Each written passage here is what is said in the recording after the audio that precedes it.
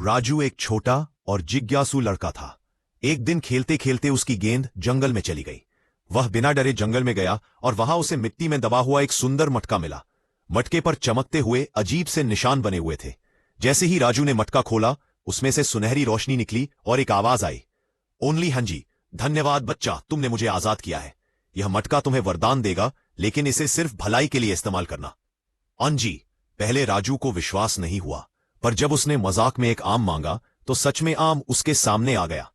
अब उसे समझ आया कि मटका सच में जादुई है। राजू ने मटके की ताकत का इस्तेमाल लालच के लिए नहीं किया। उसने पहले बूढ़े रामू काका की बीमार गाय को ठीक किया। फिर गांव में पानी की कमी होने पर मटके से सबके लिए पानी का स्रोत निकल आया। धीरे धीरे पूरा गांव खुशहाल हो गया। एक दिन एक लालची व्यापारी ने रात में मटका चुरा लिया। उसने बहुत धन मांगा, लेकिन मटका चमका और अचानक गायब हो गया। व्यापारी खाली हाथ रह गया। राजू दुखी था, पर तभी एक सुनहरी रोशनी उसके सामने आई और वही आवाज बोली, एक बार बच्चा, तुमने मटका सही तरीके से इस्तेमाल किया। आगे से तुम्हारे अच्छे कर्म ही जादू बनेंगे।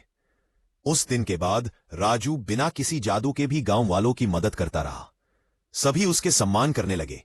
लोग कहते थे, राजू के पास जरूर कोई जादू है।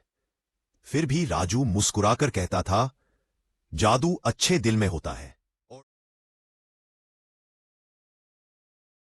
उत्तर भारत के एक छोटे से गांव सीतापुर में एक युवक रहता था, राम।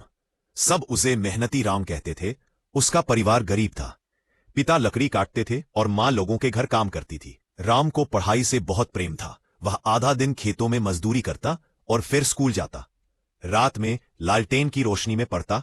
लोग अक्सर हंसते, इतना पढ़कर क्या होगा, गांव में कोई अफसर बना है क्या? लेकिन राम चुपचाप मेहनत करता रहा। एक दिन उसके पिता बीमार पड़ गए। घर का बोझ राम पर आ गया, मगर उसने पढ़ाई नहीं छोड़ी। वह खेत में नई तकनीक पर काम करने लगा। शहर से सीखकर उसने अपने खेत में प्रयोग किया। शुरुआत में लोग हंसे, पर जब उसकी फसल बाकी किसानों से ज्यादा हुई, गांव वाले हैरान रह गए।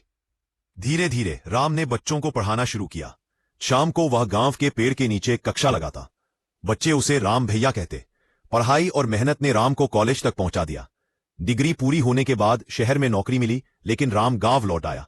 उसने गांव वालों को सरकारी योजनाओं की जानकारी दी, महिला समूह बनाए, बच्चों की शिक्षा पर ध्यान दिया। कुछ ही समय में गांव में बड़ा बदलाव आ गया। एक दिन जिला अधिकारी आए और गांव को आदर्श ग्राम घोषित कर दिया। राम को मंच पर सम्मान मिला। तालियों की गूंज के बीच उसने कहा, मेरी सफलता तब पूरी होती है जब मेरे गांव का हर बच्चा सपने देखना सीखता है। और यही बात उसे मेहनती राम बनाती थी।